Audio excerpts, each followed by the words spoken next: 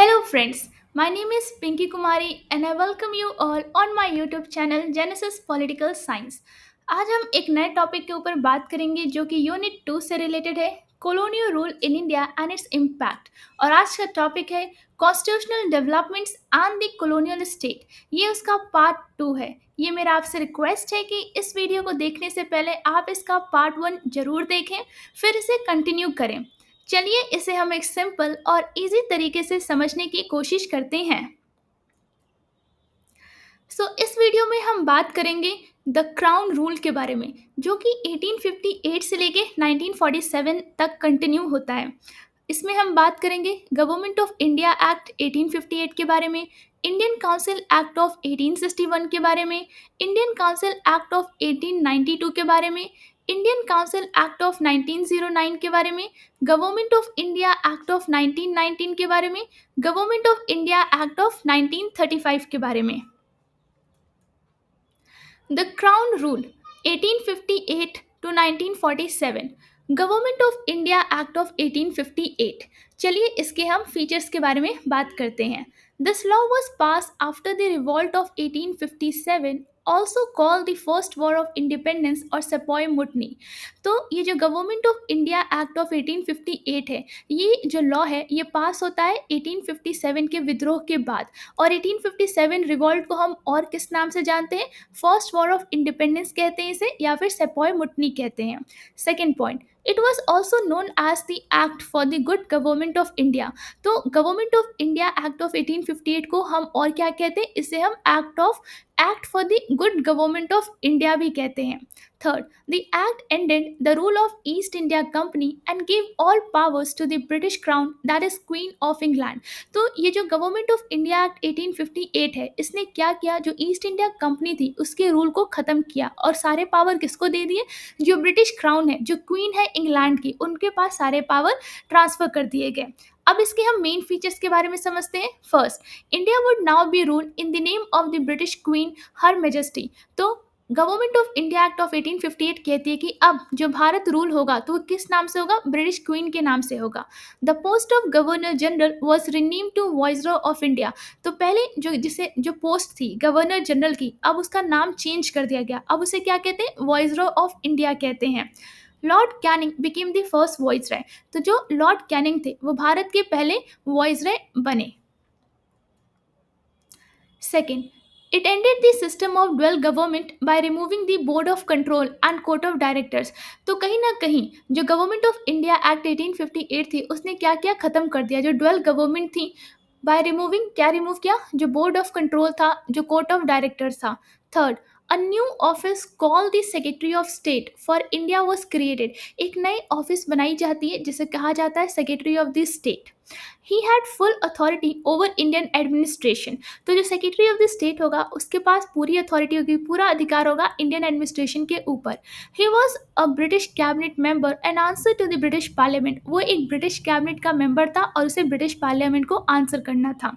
Fourth, a 15 member council of India was form to assist the secretary of the state. तो secretary of the state को help करने के लिए एक 15 member council of India बनाई जाती है। This council gave advice but had no real power. तो ये जो 15 मेंबर काउंसिल है, ओके, इसके पास ये एडवाइस तो दे सकती है लेकिन इसके पास कोई रियल पावर नहीं था। Fifth, the secretary of state in council was made a corporate body, a formal organization to manage India affairs from England. जो secretary of the state in council है उसे बनाई जाती है, जो कि एक कॉर्पोरेट बॉडी होती है जो मैनेज करेगी जो भी इंडियन अफेयर्स हैं, लेकिन वो कहाँ से मैनेज करेगी? इंग्लैंड से। तो ये हम कह सकते हैं this act mainly change who control India. तो कहीं ना कहीं इस एक्ट ने चेंज कर दिया कि कौन अब कंट्रोल करेगा इंडिया को, from company to British crown. अब कंपनी नहीं कंट्रोल करेगी, अब ब्रिटिश क्राउन कंट्रोल करेगी। But did not change how India was govern. लेकिन इसने कहीं ना कहीं बदलाव नहीं किया कि इंडिया कैसे अब गवर्न होगी। Indian council act of 1861। After the 1857 revolt, the British realized they needed Indian support in the governance. तो 1857 के विद्रोह के बाद ब्रिटिशर्स को ये रियलाइज़ हुआ कि कहीं ना कहीं उन्हें इंडियन सपोर्ट की ज़रूरत है अगर उन्हें सही से गवर्न करना है तो अगर उन्हें सही से रूल करना है शासन करना है तो so they introduce reforms to include Indians in the administration तो उन्होंने कुछ रिफॉर्म्स इंट्रोड्यूस किए जिसके तहत जो इंडियंस थे उनको एडमिनिस्ट्रेशन का पार्ट बनाया गया। चलिए इसके हम मेन फीचर्स को देखते हैं। First, it allowed some Indians to be part of the law making process तो कहीं ना कहीं जो इंडियन काउंसिल एक्ट ऑफ 1861 है इसने अलाउ किया कुछ इंडियंस को कि वो लॉ मेकिंग प्रोसेस का हिस्सा बन सकते हैं। Viceroy could nominate Indians to his legislative council जो वॉइसरॉय है वो कुछ इंडियंस को नॉमिनेट कर सकते हैं अपने लेजिस्लेटिव काउंसिल के लिए। In 1862 Raja of Banaras, Maharaja of Patiala and Sir Dinkar Rao were among the first nominated Indians तो 1862 में ये जो मैंने नाम लिए ये पहले ऐसे नॉमिनेटेड इंडियंस थे जो लेजिस्लेटिव काउंसिल का मेंबर बने। Second, it started decentralisation by giving back law making power to Bombay and Madras तो कहीं ना कहीं डिसेंट्रलाइजेशन शुरू हो गया और जो लॉ मेकिंग पावर थी वो फिर से मिल जाती है किसे, बॉम्बे को और मद्रास को। Earlier all powers were centralise पहले क्या था सारे पावर सेंट्रलाइज हो गए थे but now provinces could also make some laws लेकिन जो अब प्रोविंस है ओके अब वो भी कुछ लॉ बना सकते हैं। By 1937 provinces had near full autonomy 1937 तक जो प्रोविंसेस थे उनके पास लगभग पूरी ऑटोनॉमी उन्हें मिल चुकी थी। Third, it allowed new legislative council to be made in Bengal तो कहीं ना कहीं इसने अलाउ किया जो लेजिस्लेटिव काउंसिल है ओके वो बनाई जाएगी बंगाल में, पंजाब में एंड नॉर्थ वेस्टर्न प्रोविंस में। कब बनी, 1862 में, 1866 में और 1897 में। Fourth, the viceroy could assign department like finance, education etcetera to his council member जो वॉइसरॉय हैं अब अपने काउंसिल मेंबर को डिपार्टमेंट वो असाइन कर सकते हैं जैसे कि फाइनेंस हो गया, एजुकेशन हो गया। This was called the portfolio system started in 1859 by Lord Canning तो हम कह सकते हैं कि लॉर्ड कैनिंग ने 1859 में ये पोर्टफोलियो सिस्टम शुरू किया जिसमें उन्होंने अपने काउंसिल मेंबर को अलग अलग डिपार्टमेंट असाइन किया। A member in charge of a department could issue orders directly जो भी इन चार्ज हो इस डिपार्टमेंट का वो क्या कर सकता वो कोई भी ऑर्डर इशू कर सकता था डायरेक्ट तरीके से। Fifth, the viceroy could make laws, that is, ordinances, in emergencies without taking permission from the legislative council. जो viceroy है उसके पास ये पावर था कि वो कुछ लॉज बना सकता था जिसे ऑर्डिनेंस कहा गया वो भी इमरजेंसी जैसे सिचुएशन में बिना परमिशन के, किसके बिना परमिशन के, लेजिस्लेटिव काउंसिल के। These emergency laws lasted for 6 month और ये जो लॉज बनाए जाएंगे जो इमरजेंसी से रिलेटेड है ये कम से कम 6 महीने तक लागू होंगे। Indian Council Act of 1892 main features. First, more non-official Indian members were added to the central and provincial legislative council तो इंडियन काउंसिल एक्ट ऑफ 1892 के तहत और ज़्यादा जो नॉन ऑफिशियल इंडियंस थे उनको ऐड किया गया जो सेंट्रल या फिर स्टेट लेजिस्लेटिव काउंसिल थी उसमें।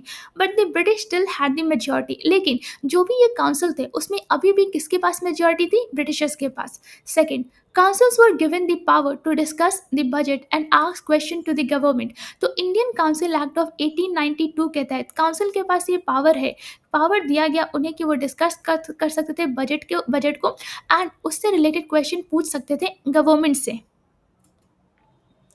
Third, some non official members Indians were to be nominated तो कुछ नॉन ऑफिशियल मेंबर्स जो इंडियंस थे उनको नॉमिनेट किया जा सकता था फॉर सेंट्रल काउंसिल के लिए recommended by the Bengal chamber of commerce, for provincial council के लिए recommended by the district board, municipalities, universities and trade groups.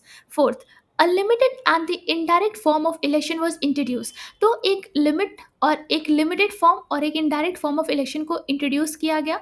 The word election was not used, but certain groups were allowed to recommend names for the nomination.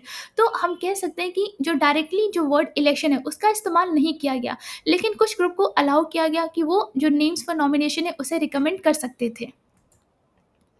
Indian council act of 1909 also called Morley Minto reform तो Indian council act of 1909 का जो second name है उसे Morley Minto reform के नाम से भी जाना जाता है। लॉर्ड मॉर्ले जो थे वो सेक्रेटरी ऑफ द स्टेट थे फॉर इंडिया के लिए, लॉर्ड मिंटो जो थे वो वॉइसरॉय ऑफ इंडिया थे। चलिए इसके हम मेन फीचर्स को देखते हैं। First, the size of both central and provincial council were increase तो कहीं ना कहीं इंडियन काउंसिल एक्ट ऑफ 1909 के तहत जो सेंट्रल और प्रोविंशियल काउंसिल की साइज थी उसको बढ़ाया गया। Central council from 16 to 60 member, अब सेंट्रल काउंसिल में जो पहले 16 मेंबर्स थे अब उसमें 60 हो सकते थे। Second, the British kept majority in central council but Indians could have majority in provincial council।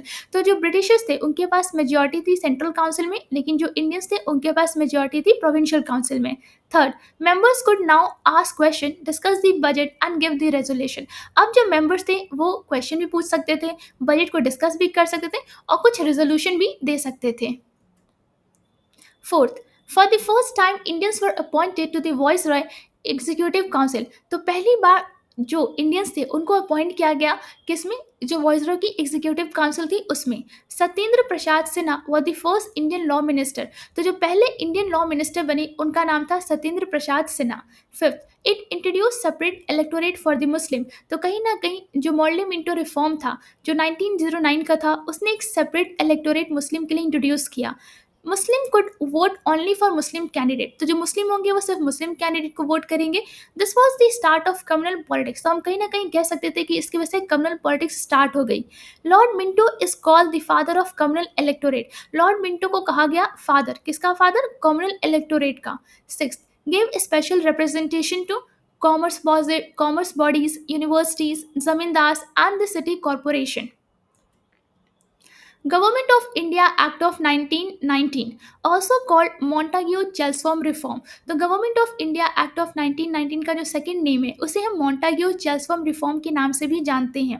On August 20, 1917, the British government said they would begin giving Indians some power, that is the self-government। तो अगस्त 20, 1917 को British government ने कहा कि वो कुछ power देंगे, start करेंगे देना इंडियंस को। तो चलिए इसके मेन फीचर्स को देखते हैं। It reduce central control and give more power to provinces by dividing subject into central and provincial list. तो कहीं ना कहीं इसने जो सेंट्रल कंट्रोल था उसे रिड्यूस कर दिया, कम कर दिया, and give more power to provinces, और प्रोविंसेस के पास अब ज़्यादा पावर थी। बाय डिवाइडिंग दिस सब्जेक्ट, जिसने सब्जेक्ट को डिवाइड कर दिया सेंट्रल में और प्रोविंशियल लिस्ट में।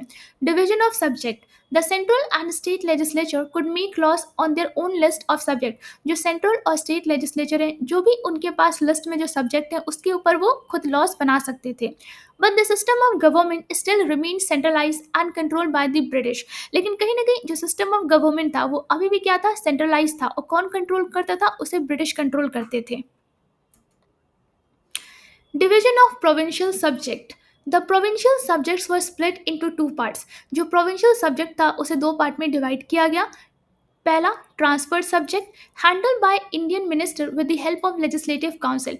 जो ट्रांसफर सब्जेक्ट थे उसे इंडियन मिनिस्टर हैंडल करते थे और किसकी मदद से, लेजिस्लेटिव काउंसिल से।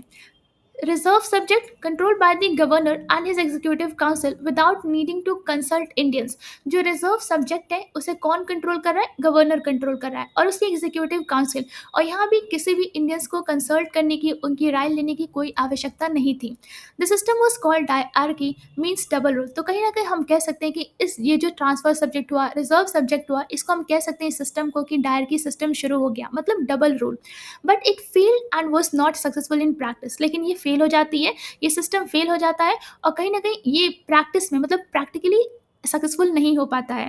Third, bicameral legislature, to houses were introduce eight the centre.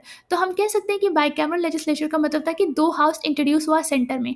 Council of state जिसे हम अपर हाउस कहते हैं, लेजिस्लेटिव काउंसिल जिसे हम लोअर हाउस कहते हैं। Members of both houses were chosen by direct election. तो यहाँ पे जो काउंसिल ऑफ स्टेट के मेंबर होंगे या फिर जो लेजिस्लेटिव असेंबली के मेंबर होंगे वो डायरेक्ट इलेक्शन के द्वारा सेलेक्ट किए जाएंगे। Indians in Viceroy Executive Council. Out of 6 members of the Viceroy Executive Council, excluding the Commander-in-Chief, 3 had to be Indian। तो जो एक वाइसरॉय के पास एग्जीक्यूटिव काउंसिल थी उसमें कमांडर इन चीफ को अगर हटा दिया जाए तो 6 मेंबर में से कम 3 उसमें इंडियन होने चाहिए। Fifth, communal representation extended, gave separate electorate to more communities like Sikh, Indian Christian, Anglo Indians and European। तो जो कम्युनल रिप्रेजेंटेशन था जो सिर्फ मुस्लिम को अलाउ करता था, अब उसमें उसको और बढ़ा दिया गया, उसमें और कम्युनिटीज़ को इंक्लूड किया गया, जैसे कि सिख आ गए, इंडियन क्रिश्चियन आ गए, एंग्लो इंडियंस आ गए एंड यूरोपियंस आ गए। Six, limited franchise Voting rights were given to only a few people based on their property, tax और education. वोटिंग राइट्स तो मिली लेकिन सिर्फ कुछ लोगों की मिली, और कुछ लोगों को किस बेसिस पे मिली? उनके प्रॉपर्टी के बेसिस पे, उनके टैक्स के बेसिस पे और एजुकेशन के बेसिस पे. Seven, new office in London. A new post called high commissioner for India was created in London. तो लंदन में एक नया पोस्ट क्रिएट होता है जिसे हम कहते हैं high commissioner for India. Some duties of the secretary of state for India were now given to the high commissioner. तो कुछ ड्यूटीज जो थी सेक्रेटरी ऑफ स्टेट की जो इंडिया से रिलेटेड थी वो किसे दी गई? हाई कमिश्नर को दी गई. 8.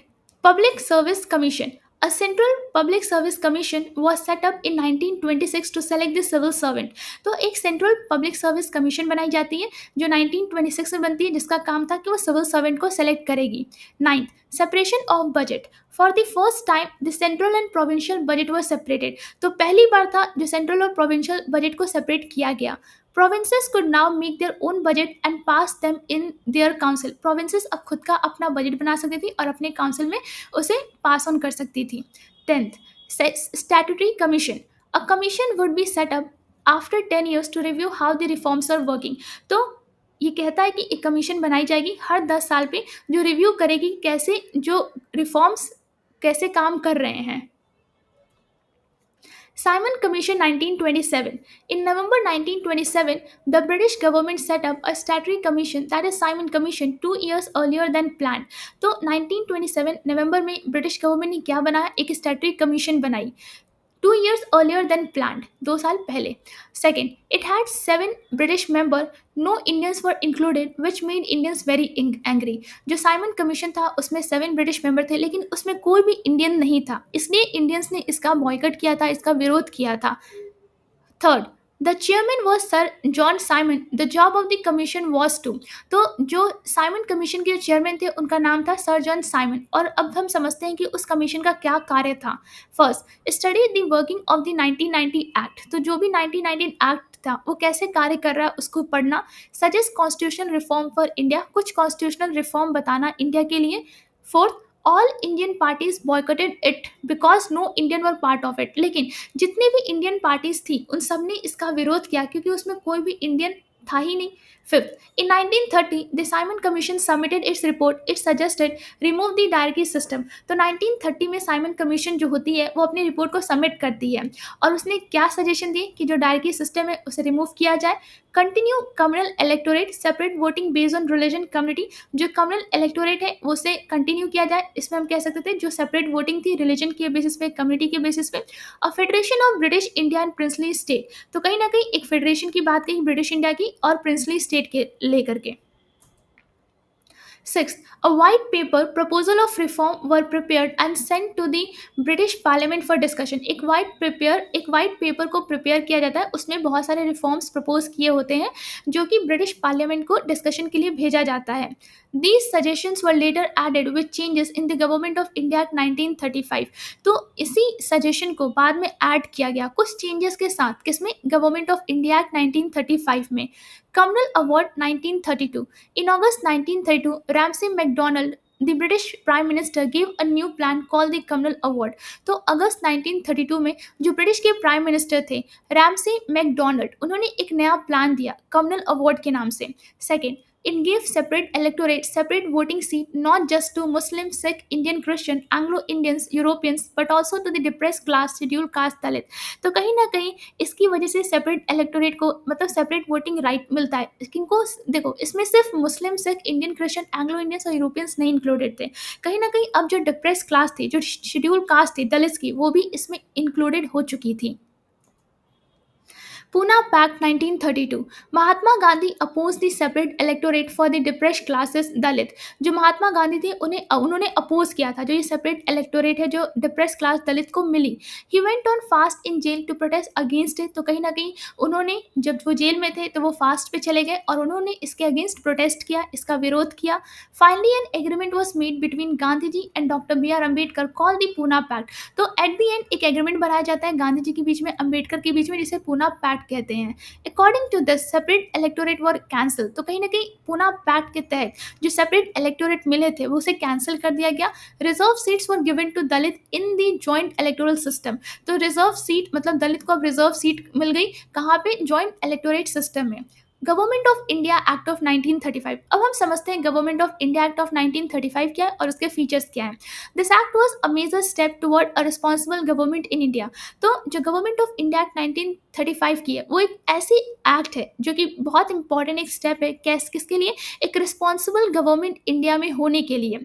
It was a very long document with, तो गवर्नमेंट ऑफ इंडिया एक्ट 1935 एक बहुत लंबी डॉक्यूमेंट थी जिसमें 321 सेक्शंस थे और 10 शेड्यूल्स थे। Main features of this act. First, it proposed an all India federation consisting of provinces and princely state as units. तो कहीं ना कहीं जो गवर्नमेंट ऑफ इंडिया एक्ट 1935 है उसने ही प्रपोज किया एक ऑल इंडिया फेडरेशन जिसमें प्रोविंसेस भी थे और प्रिंसली स्टेट भी थे।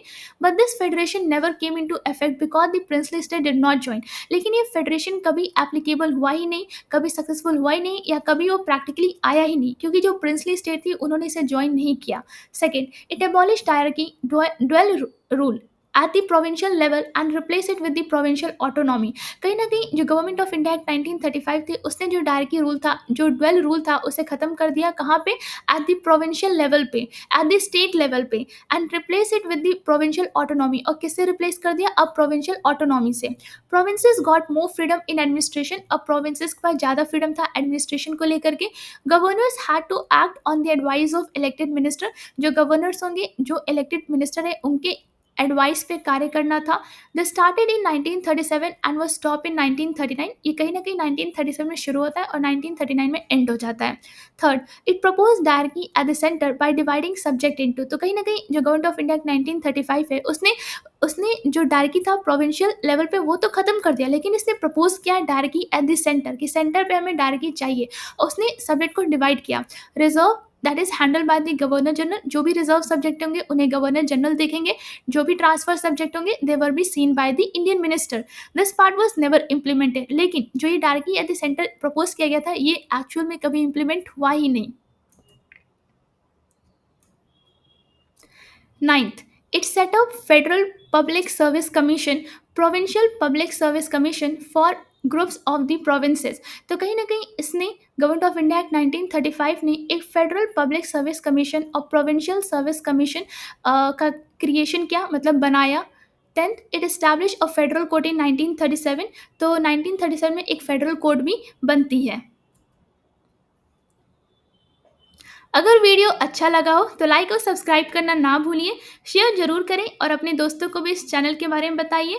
कमेंट्स में अपनी राय ज़रूर दें, बेल आइकन पे क्लिक करें ताकि अगला वीडियो मिस ना हो। मिलते हैं नेक्स्ट वीडियो में, तब तक के लिए थैंक यू।